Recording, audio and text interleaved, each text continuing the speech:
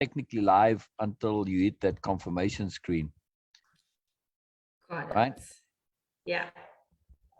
It's kind of weird because it hides it underneath the window that you were doing it on. So you have to kind of close or minimize that window to see that okay underneath it. There we go. I can see us live, and I would like to share that. Got it. That's it. You have to say got it. That's the thing that you have to say. All right. Brilliant. Brilliant. We are live. We are live. All right. Us. Welcome. Welcome. Welcome. Kathryn and Renier. Oh, I'm glad you guys are here. I'm telling all my friends, I say, come, you got to see, because I really like these people. They're awesome people. They're magical and wonderful. Please come and see. So some of them aren't able to be here. Unfortunately, they'll watch the replay. But yeah, it's great. So great. So what I want to ask you about self-love, both of you, right? Very important question. Is why has it become so important for you guys? How did this come about?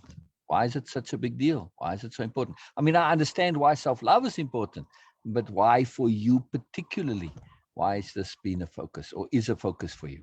So please share, please share. So thank you, Syl. Thank you for having us. It's amazing to be on your platform, and we thoroughly enjoy posting and sharing and engaging in your group. So thank you for creating such an amazing place for us to share our own experiences about our own personal development journeys. I think for me, why self-love is so important is it was really that one piece that changed everything. It's the thing that actually reflects your relationship with everything else, your own relationship with yourself. And I guess it was that one piece that takes responsibility and puts it straight back in your lap every time. And that's where you've got the power. So I think for me, that would be my answer. You, my love? Yeah, thank you so much for hosting us today. I would love to share a part of my personal story, and Please. Something that I am aware of now, but way back when in the past was not real for me. So so for me, it was really this emotional state of fear, and being stuck in this fear, it brought about this war between me and the world. And it was me always fighting, not being enough, not feeling enough, low confidence, low self-esteem. And for me, it was just like, I get this, I got this, I've been in this for long enough. What is another way? What is something else? And the mere concept of self-love is so far-fetched that people tie it up to either physical possessions, that I've got all of these things, or they tie it up to some bodily self-care. Or a relationship. Even a relationship, if I have that relationship. And for me, it was a way of looking at all of these low vibrational states of fear, of guilt, of shame, that what was the other end of that? And in accepting that life is going to present circumstances, events like that, how okay can I be inside of that?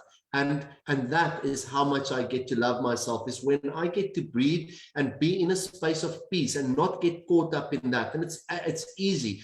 When I was in a state of fear and something negative came from the outside, I was fighting it immediately. It was on the attack. It was not accepting any of it. So for me, it really came about needing to find another way, because what I had, what I became used to, what I almost accepted as my reality for the rest of my life, got to shift into this peaceful state of being. And at that same point in time, it's so loving to myself that to go back would just be madness. Exactly. Now, let me ask you here, very important, because I think, for most listening, this is a crucial point here, to say that fear. Can you be a bit more specific what the fear was about? I know fear is sometimes very general, but what is it more specifically for you? So for me, the fear was definitely this belief of not being enough. And as if I was not to be enough, it meant that I would have to take from the outside. So the world that I used to live in was very destructive. It was really from a place of what can I get so that I can be okay. And it's almost this scheming, this manipulating, this unecological, let me just take what I can get, then I will be okay because I am not enough. And to break away from that, first of all, making the acknowledgement, something like that, it's big, it's huge. It's like people don't like to be that honest with themselves. And for me, it was breaking free from the survival mode that I was in, and then moving into the space of abundance, and not abundance outside of myself, but really abundance on the inside of myself. Yes. Moving from survival to evolution. Yes. Yeah. You know, we tend to have this deep innate, I must survive. But if you're surviving and it's a struggle and it's unpleasant and it's not fun, what's the point? That makes no sense. Yeah, so we have a goal, but if the goal is just, you know, this continual battle and struggle, and you're living in fear and anxiety and stress and all this, that's no good. That's not survival. That's just suffering. So you are looking to perpetuate your suffering under this idea, this pressure of survival, right? But when we shifted to evolution, to say, man, I don't want to just survive. I want to evolve. I want to survive in the best possible way that I can. And that means me being more, yes? Which brings us to self-love, yes? Yes, so... what does it mean for you personally, Renier? What does self-love mean? For me, self-love means to be kind, caring, compassionate to myself. Because when life happens, what my mind is going to attach these stories to those feelings could be very unloving. It could take me out of this moment, and it could put so much judgment and non-acceptance within myself that I lose my peace, and then I have lost self-love. Self-love is something that when I'm in a state of peace and I have acceptance of what is, and I can breathe peacefully, I am loving me. Yes. And for you, Kathryn, what does self-love mean for you personally? So I've always been fascinated with this idea of identity. And for me, self-love is a question of identity. It's not about the identity of my ego that feels not good enough, that feels anxiety, that feels separate, that feels shame. It's not about any of that stuff. It's about realizing that that is what I am not, and stepping out of the identity of the ego and into my identity as love. That is self-love, is knowing who I am and not who I am pretending to be. Say that again, please, that last sentence. Knowing who I am and not who I am pretending to be. Yes, and not only who you're not pretending to be, but who you are supposed to be. Yeah. Yes, Renier, for you as well. Your self-love is deeply connected to unhooking from that supposed to be. Yes? Yeah. Absolutely. Because what we pretend is typically what we are supposed to be, which we think we should be, and should here being a negative. Yes? Does that make sense what I'm saying? I'm just connect to self-love. Yes? That is very corrupting. That's supposed to be and should. I want to make a big point here before we carry on, because I've got lots more questions to ask. But this is that connecting to the should and supposed to be, sadly, comes from us trying to be good. It's an inappropriate application of goodness. We start off when we're young, we're trying to be good. And so we do what we're supposed to do and what we should do. But it's a load of crap. Yes? We are told that you should do, and all the should is you should be important, you should be dominant, you should be a bully, whatever. It's all sorts of rubbish that we taught, right? The most of us, be strong. Being strong just means being a bully. You're just teaching people that hierarchy, superiority paradigm, which is, it's animal logic. It's not our moreness as human beings. but this is a big deal. So we try and implement all that nonsense. And we build up this personality, this persona, this self. That's all of this. And it's all false. It's all phony. It doesn't really resonate with our own inner moreness. We're trying to live somebody else's idea and life. Yes. So self-love is now I want to ask you rather than say for you guys, is self-love the start of it? It starts in a deep self-acknowledgement. Renier? Yeah, you so need I think to acknowledge your own sensibility and your own passions, your own desires. Yeah, I really think that it starts on a level of mind, where once you get to that point where there is space within your mind and you are not under constant attack. I think once that starts happening, it starts to create that space where I can choose something else. Because before that, the fear, the guilt, the shame will just drag me down, and it's like this ego that latches onto my life force, and it does whatever it needs to survive, and it does not allow any space for me to see myself, to truly love this, not this body, not this mind, not this heart, but the one observing all of this. So as soon as I can create that space within me, everything changes. Exactly. And that's what I mean with self-acknowledgement. When we acknowledge ourselves, we are making a space to say, I am real. I have something. I am a something. Before, when we were living supposed to be and should, where was the acknowledgement of me? It didn't even exist because I'm living something else. I'm not an actual real me. I'm a someone else trying to be a me. It's a figment. It's a square circle. It cannot exist. It's an unreality that we believe to be real, but isn't actually real. Yes? Yeah. So what I think is, even before the acknowledgements, is there must be awareness. Exactly. So awareness of who the self is. Exactly. And then the acknowledgements that I am not that and I am this. Exactly. For me, the self-acknowledgement is that process of being aware that me. In the moment I acknowledge the me, I'm saying I'm aware that me exists, and that the me is a personal thing. Yes, it's personal. It's personal. I decide who me is, nobody else. That's when we truly acknowledge me. It's that moment of awareness. Yes. When it all falls into place. So yes, and I'm using it in the totality as a sophisticated conception. But yeah, it always starts with awareness. It has to. I mean, awareness, everything starts with awareness.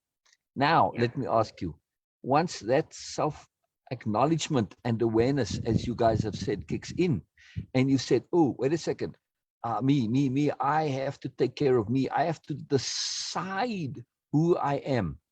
Did self-responsibility not kick in that moment also? Yes, you took responsibility for being you in that moment. Yes. Yeah, I think we are so good at giving away that responsibility and attached to how the world sees us, that we are so comfortable, like this one sees me like that, so I need to be like that. Yeah. And once we take that responsibility, we don't care about how we are seen, and we really get to look at how do I see me. But what did you give up when you took on that responsibility? What did you give up? Being the victim. Yes, you gave up not just being the victim, but being safe and cozy and having somebody else make the decisions for you, which is that's the lure, that's the suckerness, that's how you get dragged in, that's the promise. Yeah. Hey, I'm going to make all the decisions for you. You don't have to take any responsibility. It's not on your shoulders, and just do what I say. And you have no responsibility. That for some people, they really prefer that. They just absolutely don't want any responsibility. Okay, if you're willing to do that, that's your choice. You know, you have the freedom, but you pay a massive price for that, of course. And that coziness, that's what you gave up, that coziness, yes? In a sense. Of course, you're going to redevelop it and make yourself comfortable with your comfortable longer term, which now brings us to the next step here that I want to ask you. So fine, we started with awareness and we went to self-acknowledgement. In other words, just recognizing that I am a me. That's what I mean by self-acknowledgement, right? Then we went to the self-responsibility. And part of our self-acceptance is accepting that responsibility. Would you say then, as you started to put all of those together and started to look at this, would you guys say that self-appreciation started to creep in? You started to appreciate, wait a second, you know, I am a me, and me is a valid thing, and doesn't have to be crappy. I can conceive of myself as more than just rubbish or crap or fearful or inefficient or incompetent or whatever.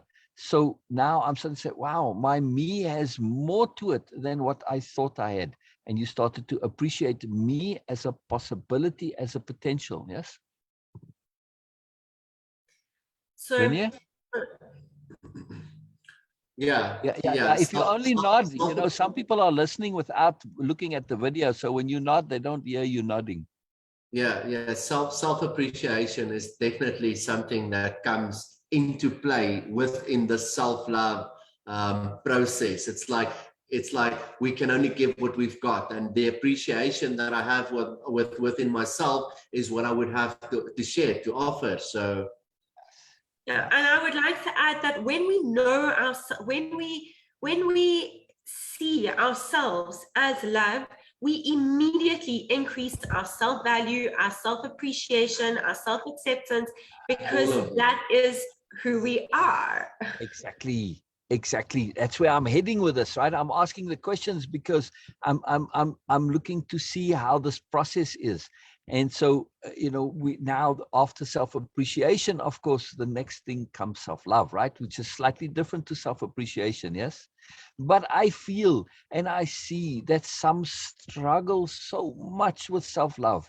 Why? Because, you know, I'm assuming you grew up similar to me somewhat, where being egotistical and overvaluing and overestimating the self was the greatest crime, the most horrible thing ever.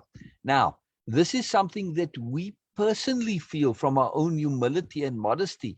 We don't want to fall into that egotistical trap, right? So we have this great big fear of overestimating, over-evaluating, and self-love tends to fall into that category. If I'm self-love, oh, I'm being egotistical. So there's a confusion and a conflation between the two. So we tend to resist self-love because we're so deathly afraid of being egotistical, right? And our humility and modesty, which is truly important to us, is not just coming from outside. Yes, in the particular culture we grew up, you know, humility is such a massive part. But nonetheless, you know, we've adopted this. It's our own thing, but we still have that real caution to say, I've got to be really careful in thinking positive stuff about me because I don't want to fall into that trap of egotism, right?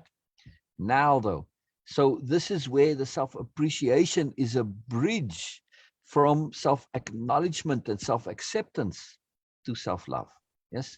Because when I'm honest and I say to you honestly, okay, Kathryn, Renier, honestly, without bullshit, you're in the courts of conscience and you're on this universal lie detector. Tell me something that is good and positive about yourself. So you have to brag a bit about yourself now. I'm really asking you here. I'm not using it as hypothetical. Please tell me. I am unique. Kathryn. You are unique. Okay, that's kind of a cheap one, but all right, we'll let it go. All right. What else? That's only one. Oh, Kathryn thinks she's gotten away with her clever answer, but I want more. That's only one. I am joy. I am freedom. I am peace. I am loving. I am an expression. And what can you do? What can you do that is something that's positive and wonderful? Creates. There you go. Yeah. Okay. I mean, you can go on now, right? See, when I ask you this question in the context of honesty, it changes the paradigm. You can't lie about this, and you're not being egotistical. You're just being honest, right? Say, Renier, same thing for you. Yes. Can you share a few things that are positive quality stuff that you love about yourself, that you enjoy about yourself, but that's purely coming from honesty? Yes. Yeah, I am an amazing listener. I really get to listen, and to the Yes. totality of everything that is being said.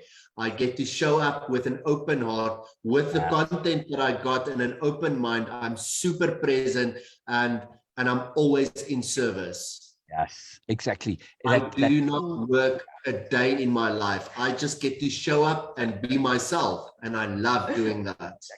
And the moreness comes to you when we I call it capital H hearing. When we practice capital H hearing, I have a huge, great, big, massive program on this, right? It's such an incredible skill. When we practice capital H hearing, we not only hear the magic of the world, but we hear our own magic. Yes. Yeah. Yeah, that's the greatest gift you can give anybody, is to listen, to truly listen to the totality of what's being said. Exactly.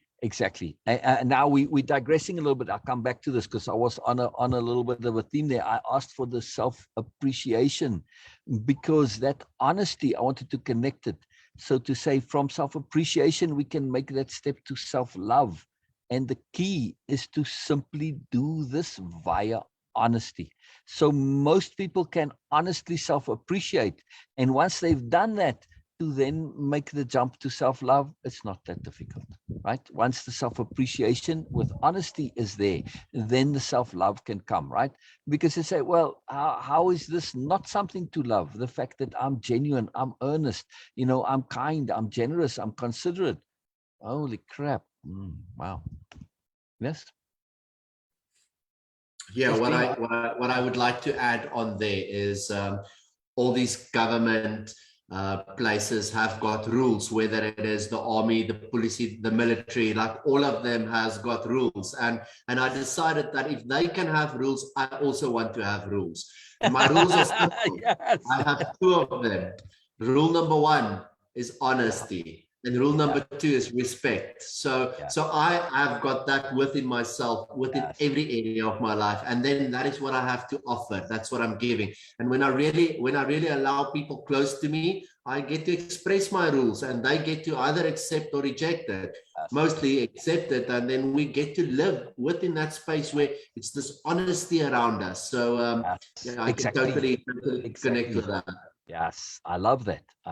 Very key. So again, just me, who I am, I love discernment, capital D discernment. So I like to go into the fineness of things. So honesty. Yes, I know many people who are honest and I would trust them with everything, but they are not necessarily self-honest. That's where it starts. So when you say honesty, I'm assuming you mean capital H honesty, which includes self-honesty. And to me, self-honesty, when it comes to self-love and self-appreciation, self-growth, learning, is the absolute most critical issue, right? This is absolutely critical. Yes, the self-honesty. Because, honesty external sometimes, like, hey, if the murderer comes into my house and says, where are your children? I want to murder them. I'm going to lie my ass off, right? Sure. So honesty is not an absolute. External honesty, and not always. It's about appropriateness. But self-honesty, this is a different issue.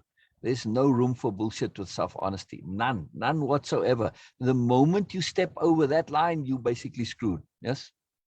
You see, it works like this. The moment that I have any judgment on myself, I sugarcoat the story because I don't want you to judge me like that. Then I start presenting this sugarcoated story, and eventually I start believing that. Exactly.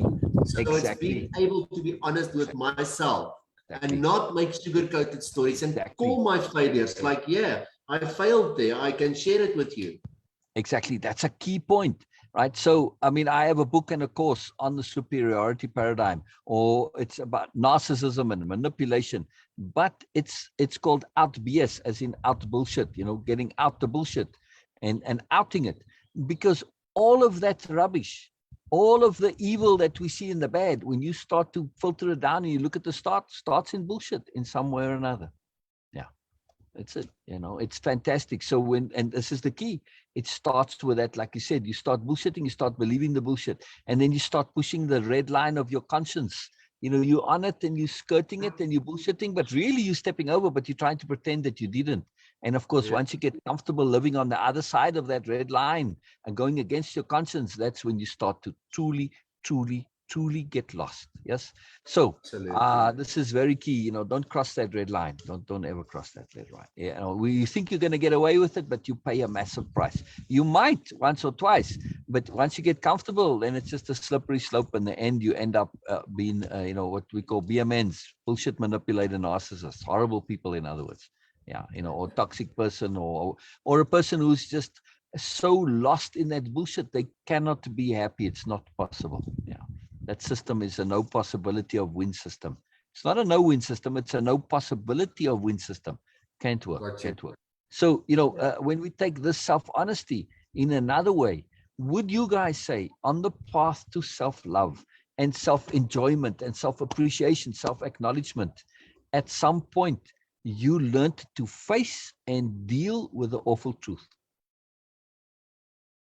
Yes. Absolutely, absolutely. And a big part of this awful truth is that no one out there in the world is going to give me what I need. If I don't give it to me, I can just accept that I will never have it. Or responsible for how I feel or what I have or do not have. Yeah. Exactly. Exactly. So this is a massive, massive, massive, massive, massive point. Yeah. And it takes courage, massive courage. Say again quickly. It takes massive courage to be able to be truly honest with yourself, because if you are truly honest, it means that there is action to take. And that's the exactly. And that's that facing. First, you got to face the awful truth and literally face it, right? I mean, like in the sort of Japanese concept, samurai concept of, you know, face. When you lose face, well, that's when you commit seppuku and all this, right? So it's a terrible thing for them. But facing it is actually saying, hey, I've got to really take this on, and then to deal with it. It's a big deal. It's a massive, massive big deal. I'm going to get to the comments now. Norma and Sher are commenting there, and I want to get to them, but I want to make one more connection here with this.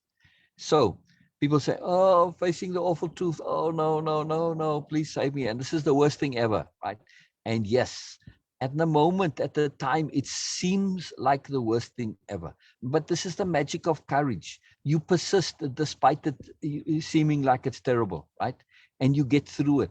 Now, let me ask you both. Very important, very big deal question. Those times when you did first face and then deal with the awful truth, when you took it on, when you tackled it and you were courageous in doing so, what happened at the end of it? Did that awful truth then transform into an awesome truth? Yeah, yes? There's always gold at the other side. At the other end, it's always like, it's like a win. It's like I have grown and become greater because of that specific thing, as opposed to just suppressing it and stay mediocre. Exactly. So in other words, the awful truth transformed into an awesome truth. Yes. And all it took was your courage and your persistence and your perseverance, and at least in my language, your impeccability. Yes. True. I love bringing impeccability into that, because it brings us back to our truth and being honest with our truth. Exactly. And you know, impeccability is best use of energy.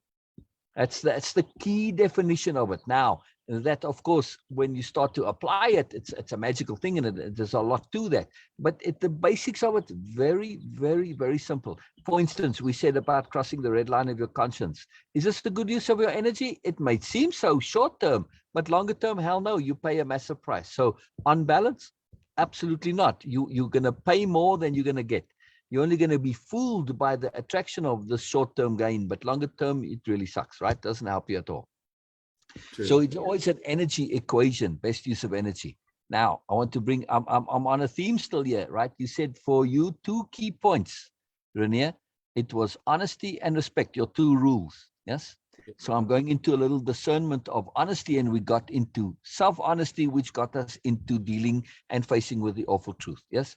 I mean, I see participants in way of impeccability. If they cannot face and deal with the awful truth, then they just get stuck. And until they do, they can't progress, right? And sometimes people come and it's like, let's say they're a coach or a therapist or whatever, and they say, but I know what's going on. Well, you may know what's going on, but doesn't mean there's not more to learn unless they can face that awful truth. And sometimes they have a rude awakening. They thought they really knew what was going on, and suddenly they get into contact with this greater world, and their world by proportion shrinks, and they don't want to face that awful truth, and then they get stuck, right? And until they do, then they can move on. So facing and dealing with the awful truth is critical. The second point you said was respect. So when I go into it in a little bit in detail here, and now we connect it to impeccability, another understanding of impeccability, or one of its not like the best use of energy, is paying due respect.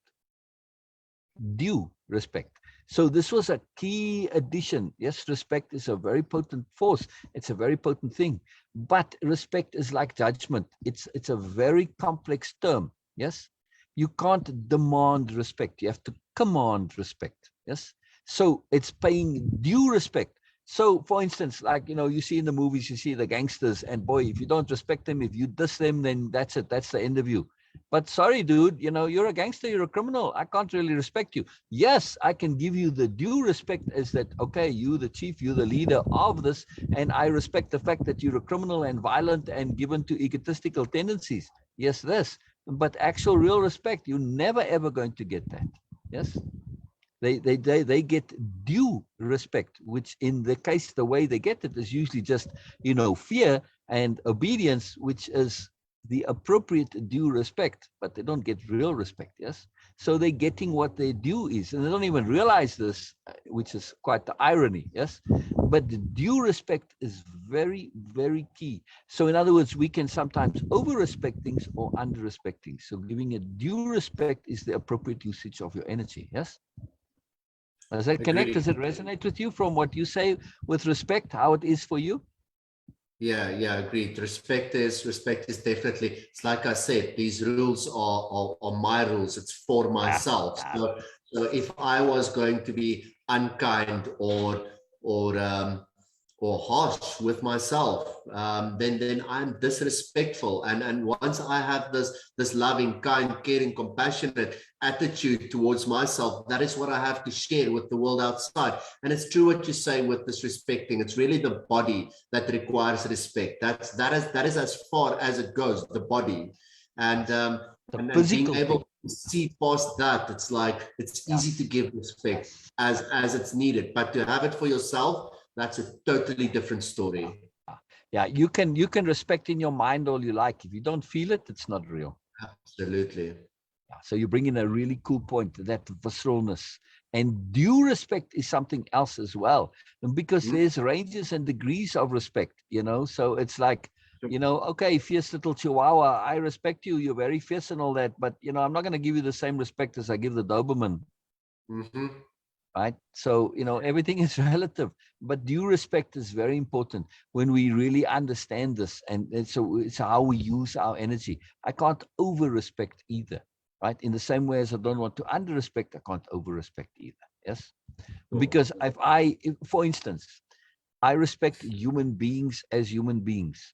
Yes. That's a due respect.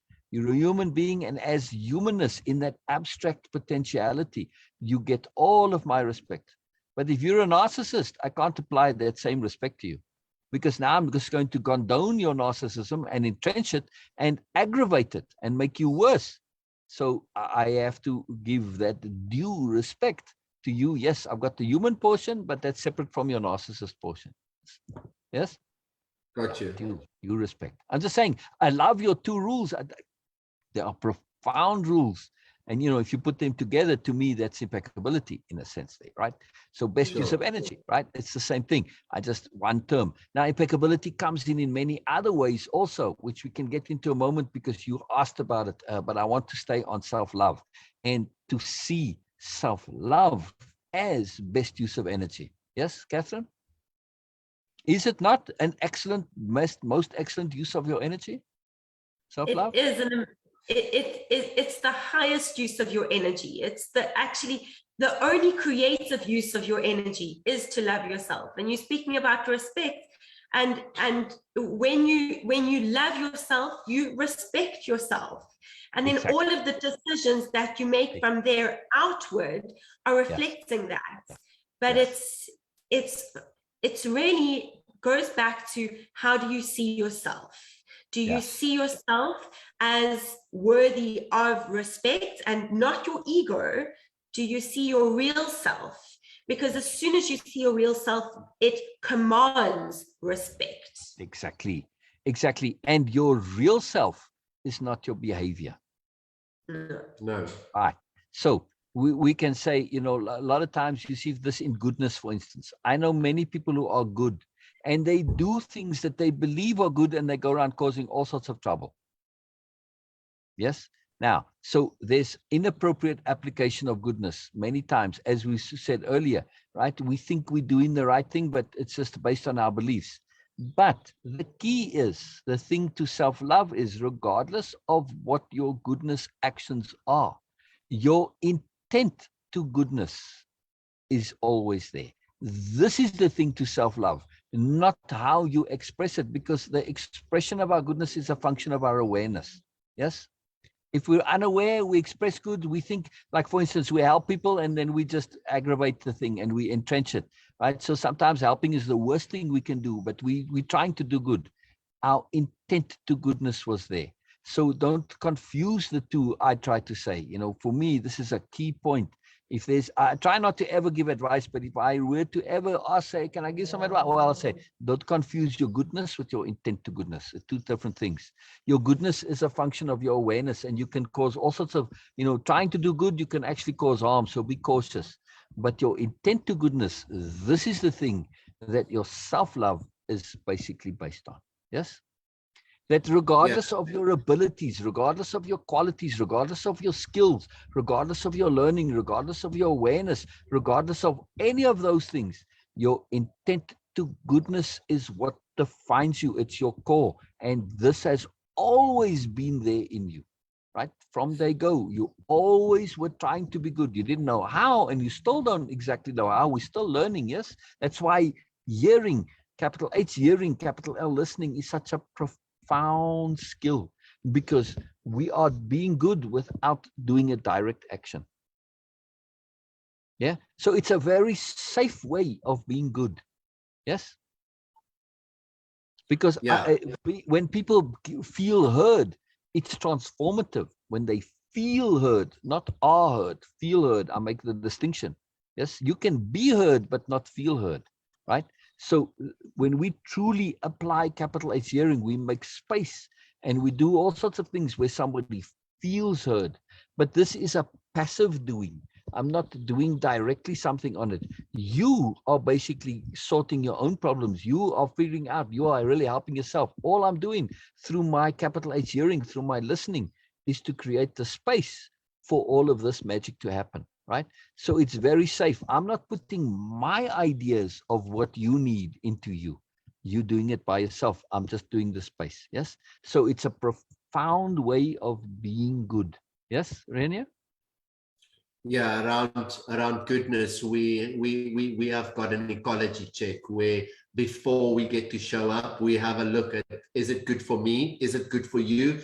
And is it good for the environment? And if all three of them checks off, we go ahead. Exactly. So in making sure that it's not just good for me, because that would go against the energy of that would go against me. Exactly. Yeah. Exactly. And I love this with the ecology check. It's like people say, oh my goodness, they're sitting out in the bush and they see the dung beetle come past. Oh, that's disgusting. And they crush the dung beetle.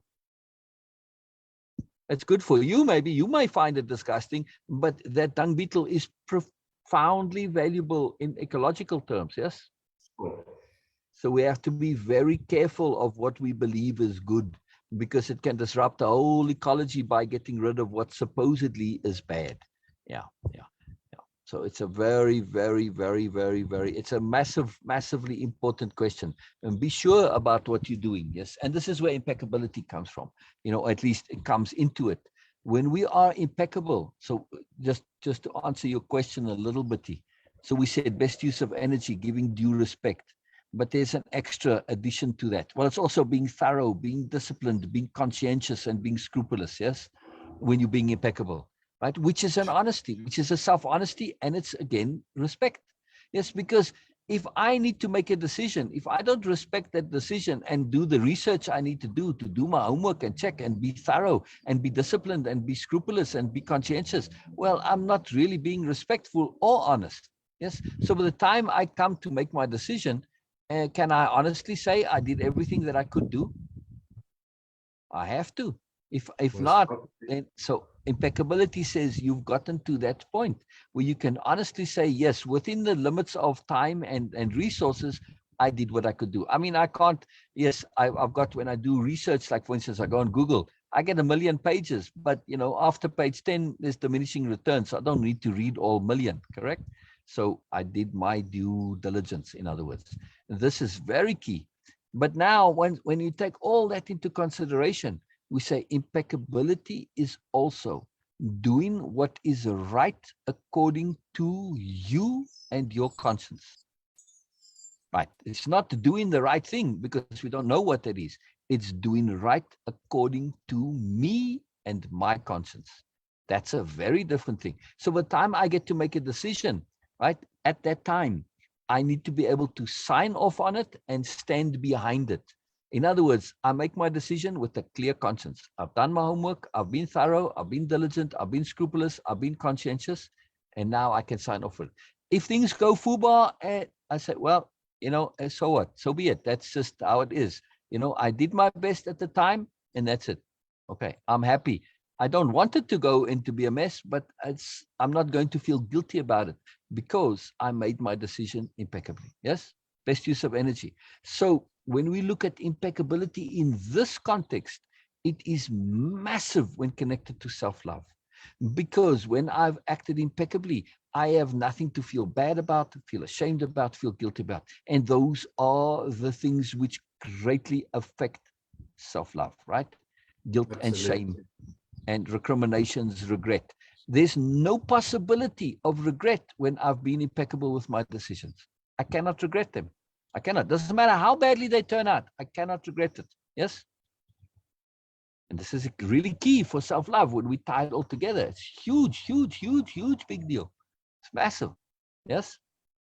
It's really profound when you think of it in that way. This ability to make decisions and be profound.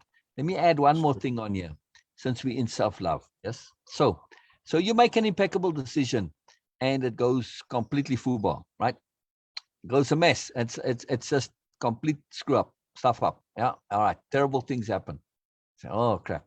Right. Now, what do most people do when they make a mistake, as they call, a profound big mistake, life-changing mistake? They feel bad about it. They feel guilty even when it wasn't their fault.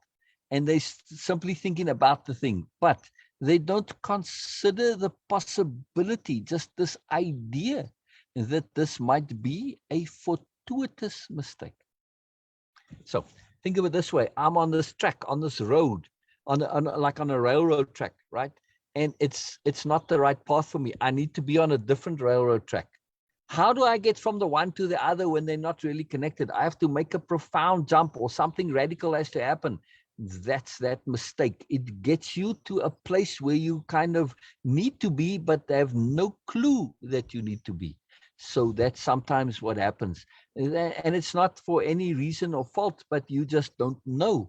And you're on a path that's going the wrong way. So those fortuitous mistakes get you off. Now, I would probably put a lot of money to bet that both of you in your histories have things which happened, which at the time seemed like a great mistake or a fault but then later you said, oh, I'm so glad that happened. It was one of the best things ever that happened to me. Yes?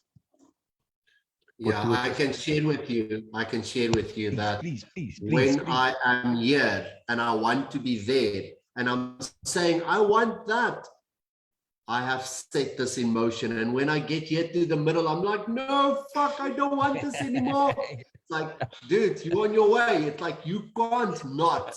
And whatever that is, like, sometimes it's something big, looks like a train smash. And I'm like, ah. But that's exactly what I need. When I was here, I did not know what I was going to go through to get there. Exactly.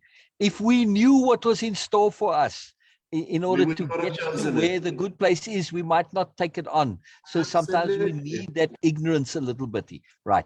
But this is the magic of impeccability, that no matter what happens, if you have the awareness and understanding of this simple concept of fortuitous mistakes, and you don't let it crush you, you just say, well, I'm honest, and say, look around. Well, let me make the best of it. Best use of energy. The moment we start making the best of our mistake, we suddenly realize, holy moly, I never realized this was a magical thing in my life. You know, when I was a teenager, I did some research, like scientific studies. That's what I thought of them at the time.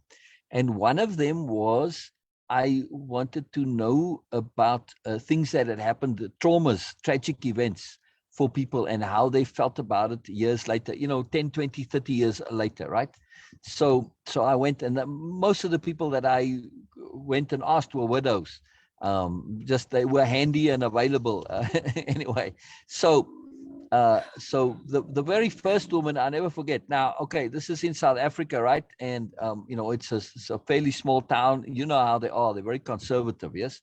So in American terms, this would be the equivalent of towns in the Bible Belt or in the South, right? That same kind of mindset, very conservative, very connected to the church and all of this stuff.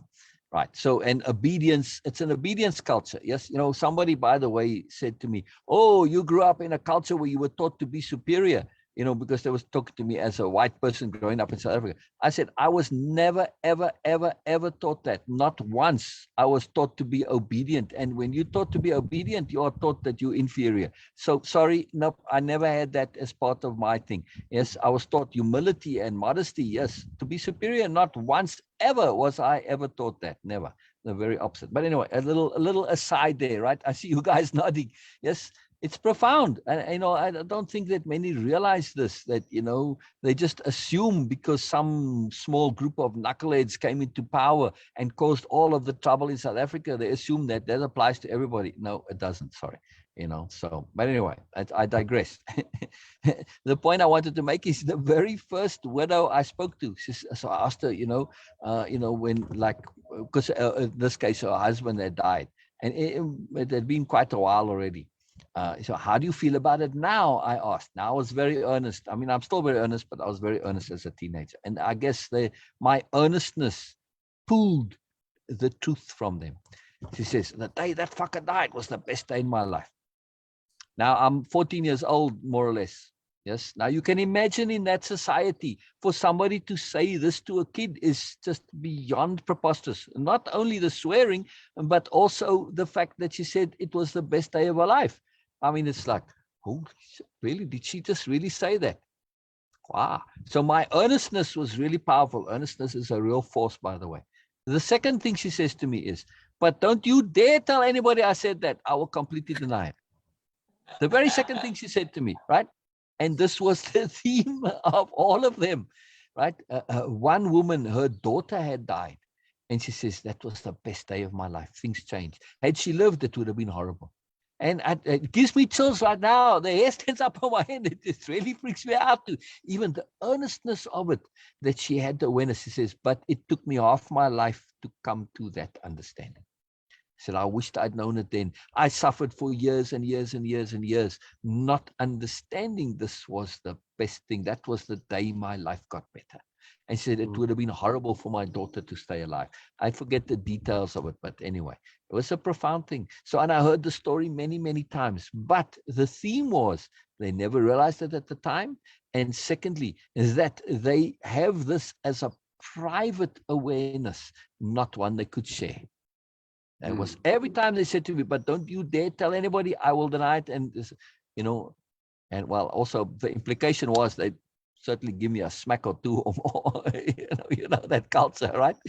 I mean, a big part of self-love is realizing that we don't have control and we do not know what is best for us. So just because we might want to judge something as not desirable right now, it doesn't mean we have any authority to make that decision, that judgment. Exactly. The key was, that these were circumstances outside of their control. They didn't have anything to do with it. So it's much the same now. Yes, some other people have done things that are bad things that they regret, and they knew they did it consciously.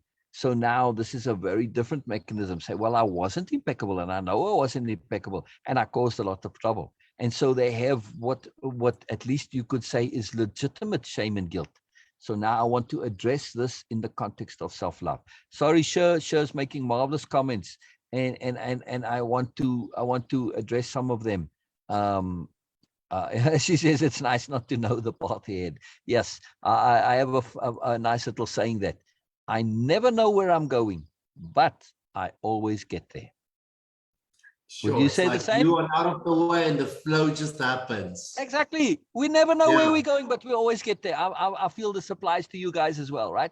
Okay. Yeah. So, so yes, Sher said earlier, she said, we need to trust what we say, what we believe of self. Is that tied to appreciation? Yes, very much so. When we are appreciating, we are being honest. And when we are being honest, we can trust.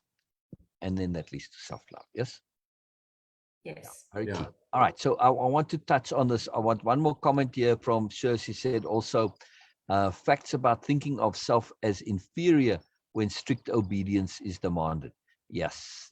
That was, we don't realize that when we are being asked to be obedient and our intent to goodness says, this is what I'm supposed to be. So we are obedient because we are trying to be good, even though that obedience is inappropriate because we are being obedient to crap and nonsense. Yes, we are being obedient to should and supposed to, and it's totally corruptive. Now, in the grand scheme, I think this is a magical thing because when we get caught up in that bubble, at some point, our self-honesty says, this isn't working. This isn't working.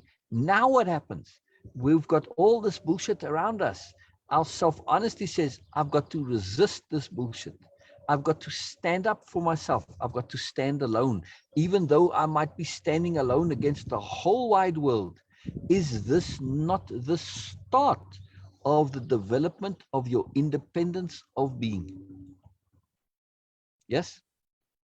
If we were in a nice situation and everything was fun, we might just go along with it and just be floating along, and we never ever acquire realness of self, which is independence of being. Yes, you are just basically going along with stuff. You don't actually have it. You haven't chosen it for yourself. That choosing for yourself, that self-acknowledgement, very important. The self is self-love is critical. So the circumstances of the bullshit of our environments, they help us. They force us to choose this because of our honesty. Correct? We can't live in those situations. They're not honest. They're not honest. Our self-honesty will not allow it. So there's a kind of a greater magic, even though it's sucky at the time. There's a longer-term greater magic. Yeah. All right. Let me ask you this. When people have been unimpeccable or been crappy for whatever reason, and they've done things which they feel are legitimately shameful or that they're guilty about, how do they remedy that? Do you feel they can remedy it and unhook it through change? You see, it's really only on a level of mind. And that self-judgment is what stands in the way. It's one of the blocks to the awareness of love within, and being able to let go of that. I think that is the key. It's definitely, it's much deeper than. So what I'm saying is here, I want to ask you from a self-love point of view.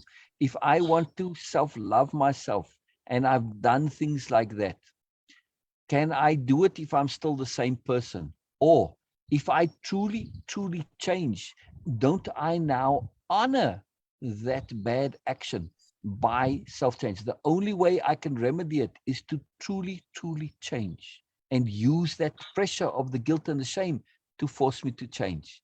Then I can now love myself because I'm loving a different person. I'm not loving the person who did that. Yes. So self-love. I just want to say self-love. Really important.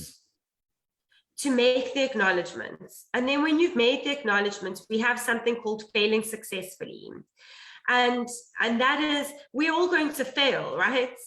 Yes. But how we fail is the choice that we get to make. And once we've made the acknowledgements, bless you. Thank you. Yes. Once we've made the acknowledgements, we have the opportunity to look at what we can learn from the situation. And then we get the opportunity to fail successfully because we've taken our failure and we've made it our own. We've made acknowledgements from it. And there you go. and we get to do something different. And in this way, we get to fail lovingly to ourselves. Yes. Very powerful. So sure, I want to ask you there in comments, what do you think about this concept as a nice, beautiful power conception, which we can add to our dictionaries of power? I'll tell you about that another time, right? This conception, this power conception of failing successfully. That's what you called it, right, Kathryn? Yes. Failing successfully. So I'm keen to hear what Syl thinks about that. Norma, you made a comment earlier, but I didn't understand it. So if you could say again on your comment. Oh yes, Gaia as well. Hey, hi Gaia, brilliant. Hello. So very cool. Yes, it's magical on self-love here, and we're getting to self-love, particularly when it's connected to change. That when we've done things that we aren't proud of, that we feel guilty or ashamed about, that in order to get to self-love, you can't just ignore it or forget it, but you can change. And when you change, you become a different person. I have a really cool poem story about this. It's the me of now and then. The me of now is not the same as the me of then. The me of then is a ghost. And when I've truly changed, I recognize the me of then as a ghost, and it can't affect me, much like ghosts. You know, people are afraid of ghosts, but they're insubstantial. They can't actually do anything to you, correct?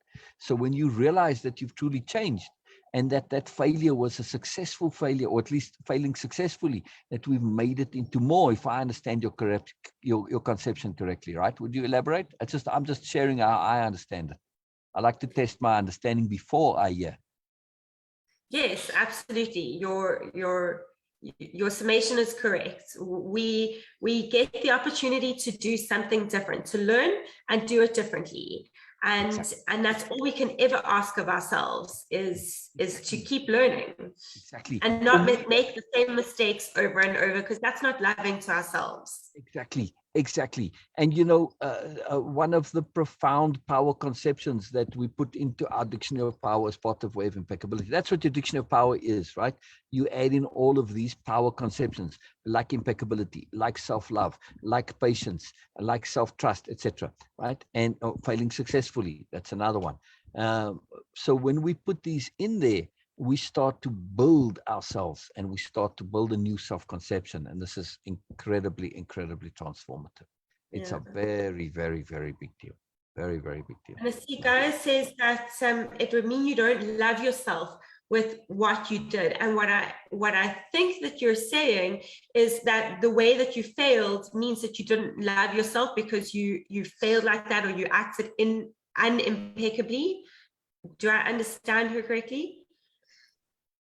Let's see. Oh, but that would mean you don't love yourself with what you did. Yes.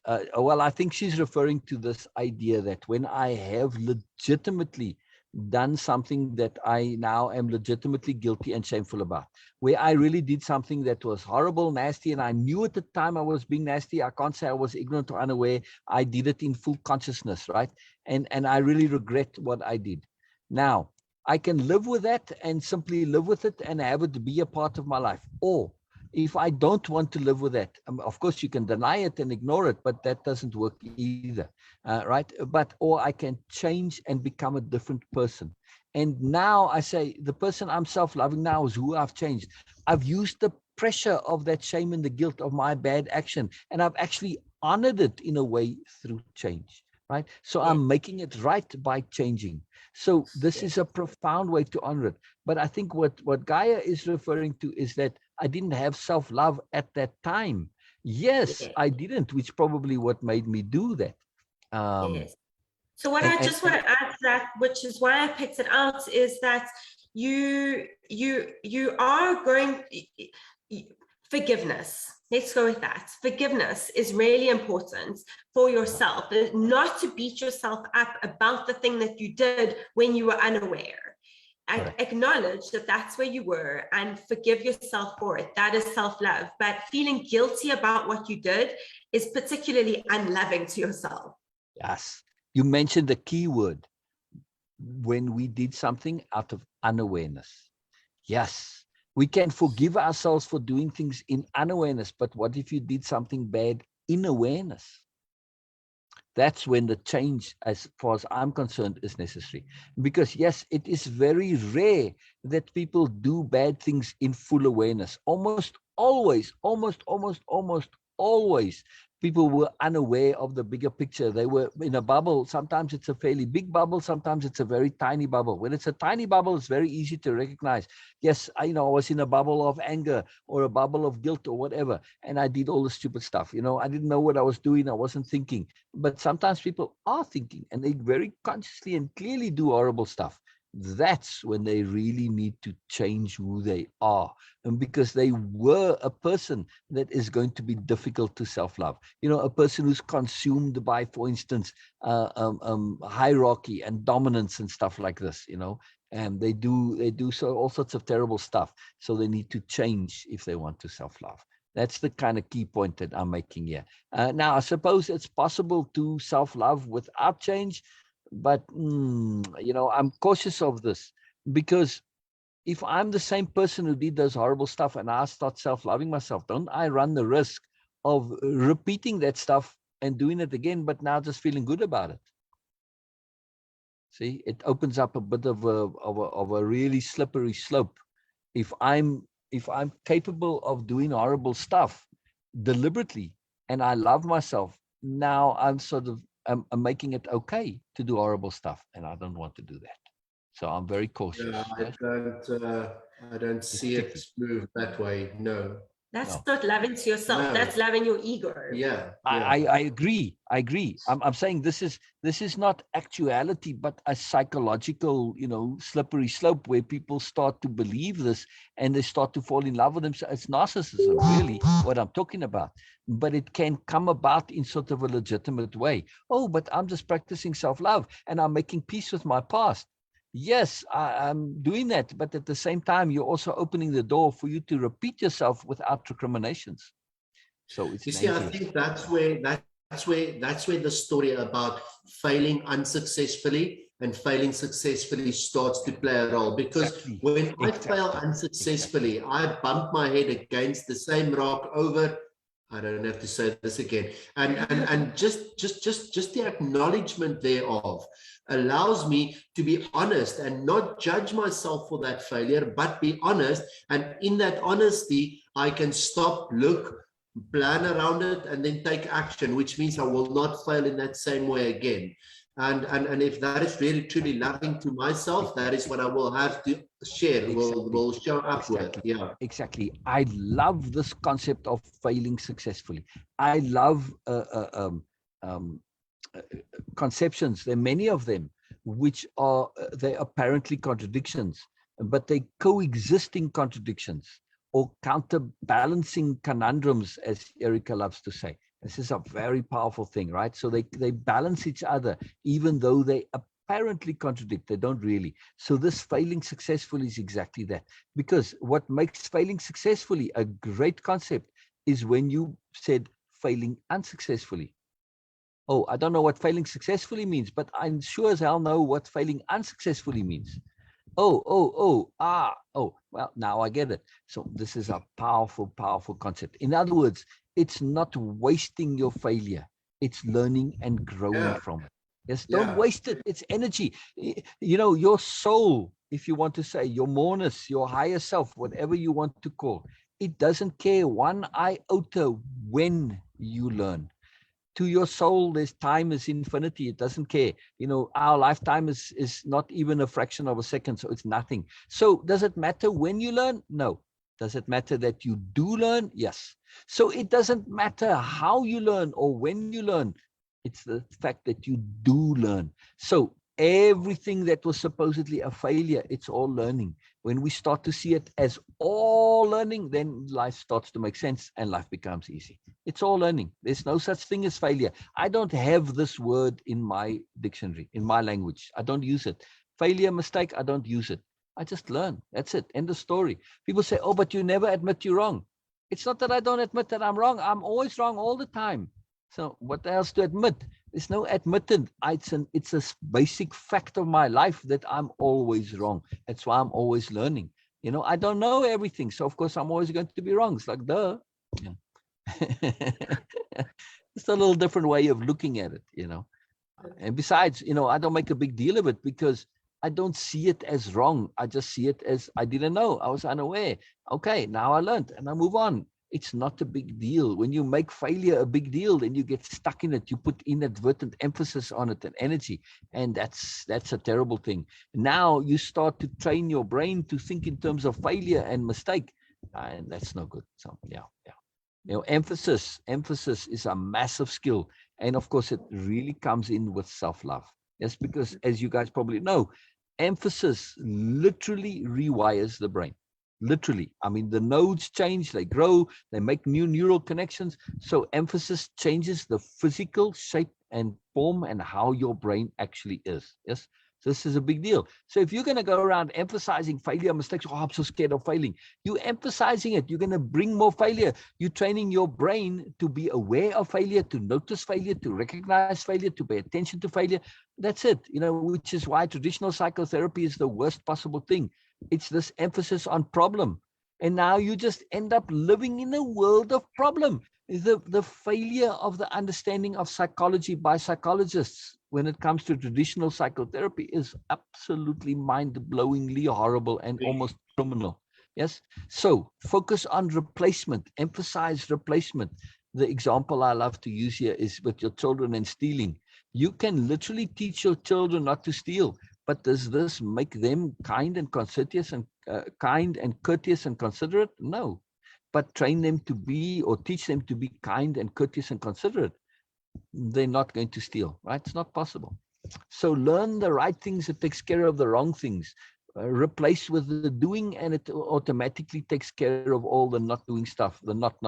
Just do what you need to do, and it automatically takes care. Self-curative. Self-love is the same thing, yes? When you have self-love, you're not going to go around doing bad and stupid things because you are focused on love and self and moreness and goodness and impeccability, yes? Yeah. Yes. I mean, it's all involved. Self-love isn't just about being egotistical. It's self-appreciation, self-acknowledgement, and self-understanding. And it's doing what's right. You can't self-love if you're not doing what you feel is right, which is being impeccable, correct? I mean, in you guys' conception of self-love, impeccability is a core component. Yes? Self-love is just the flavor that we add that makes it a joyful, wonderful, magical, enjoyable issue. Correct? Correct. Right. We don't want impeccability to just be work and stress and struggle. No, we want it to be joyful and love. And when we self-love, we enjoy the fact that we are process. Yes. We I love that, being impeccable with self-love. Yes, it's a component of it. Self-love is a component of impeccability because it's best use of energy, and impeccability is a component of self-love. Either way, yeah, both ways. Yeah, it's very key, very, very key, very key, very, very key. Gaia, I hope we did answer your question. I'm not exactly sure if we did. Yeah. I love if I fail successfully, I get to choose again in a different way. Absolutely. Exactly. When we change, acknowledge our failing successfully, we can embrace all aspects of self. Self-love has no room for shame. I love that. It's a beautiful understanding of what self-love is and what we've been speaking about. Jo is somewhat of an expert on shame. She's got a profound book that she's written, And it was a big part of her life. So if you want to know about shame and guilt, just go ask. Trauma survival and everything that's involved with this. Syl's story is a very magical story, very, very powerful story. And self-love is also something that Syl has made effort and had to make profound effort to learn, and is still part of her daily focus. Yes, Syl, right? Something that you have to learn to do. For some people, it comes a lot easier than for others. So, it's a big deal. Very, very big deal. Was something I wanted to ask you guys as well. Anyway, you say anything that you want to add on this. Anything you want to share, please share. Go ahead. I will close with self-love is not selfish. It is a necessity. Oh, please repeat that word for word. Self-love is not selfish. It is a necessity. Self-love is not selfish. It is a necessity. Yes? Yeah. I'll put all the emphasis on there. It's a huge statement. Self-love is not selfish. It's a necessity. Yes. When we really understand that self-love is not selfish, this is the breakthrough. That's where impeccability comes in. That's why it's such a key integral part of self-love. How can you possibly be selfish if you're being impeccable? Selfishness is a very poor usage of energy. I mean, selfishness truly is a conundrum. It's actually an oxymoron. It's a square circle, right? Selfish really is short-sightedness. Yes. I mean, if I'm truly selfish, I'm going to self-love myself because that's the best thing for me in the bigger picture. So what we typically mean by selfish is just short-sighted foolishness. Yes. Unawareness. Yeah. So, yeah. So if I'm capital S selfish, I self-love. If I'm little s selfish, I don't self-love. Yes. Yeah. Yeah. If you think of it that way, yes. Yeah. Yeah. Yeah. I had a big argument with my brother. I said to him, selfishness in the dictionary, the way they have it defined, the dictionary is wrong. Oh, he got really offended by this. How can I say the dictionary is wrong? I said, no, the dictionary is wrong. I mean, if I did the things that are supposed to be selfish, like, the classic example is I have a bag of sweets and I eat it in front of my friends and I don't share it. I said, how does this benefit me? It doesn't benefit me at all. I'm going to lose my friends. They're going to think I'm a prick and they don't want anything to do with me and they're going to be negative toward me and they won't share with me, etc., etc. How does this benefit me? Isn't selfishness doing that which benefits me? I said, so the dictionary is wrong. Anyway, he got really upset about this. But when we really understand selfishness, it means short-sightedness, yes? Yeah. It's lack of awareness. True selfishness is self-love. Capital S selfishness is self-love, yes? Because when I'm truly selfish, I'm doing things that benefit everybody because, of course, benefiting everybody benefits me, yes? And when I self-love myself, I'm adding the virus, the positive virus of love to the world. Because I feel it. It's an energy that comes from me, right? And like, for instance, when I'm negative, when I'm pissed off, when I'm upset, that's an energy that goes out to me and I'm putting it out. It's like a virus. It infects people. Yes. It's like when you're at, in a community environment and somebody comes in and they're in a really bad mood, suddenly they bring the whole vibe down. They infect people with it and it can spread, right? Depending on how people react to it, or vice versa. You can have a dull, flat party and you get somebody who's the life of the party and suddenly your party kicks off. It just takes one, right? It's a virus. So energy is a virus and we have to be very careful with it. Self-love is a profound, positive virus. Yes. Yeah. Yes. True. Yeah. I mean, you're adding to the world and it's an appropriate love because, if I love other stuff out there, like loving a narcissist, this is dangerous. But the one thing that I know for sure I can love without any danger is myself. Right? It's profound. So I can love freely, completely freely. I can put all my energy into this. And it's not being self-centered. It's being self-appreciative in a profound way. And through this, I can love others and share that love. Because really, that's what loving others is sharing self-love. Yeah. Exactly. Yes. Because isn't everyone else merely just another version of ourselves, some reflection, a distortion of ourselves? Yes. Yeah. So how can I love others who are a variation of myself if I don't first love myself? Yeah. That's So the wrong self-love kind of is love. key. Say again, Renier? That's the wrong kind of love. Exactly. Mm. Exactly. But I have to love myself if I truly want to be able to love others. Yes. Only way for you to truly love the others.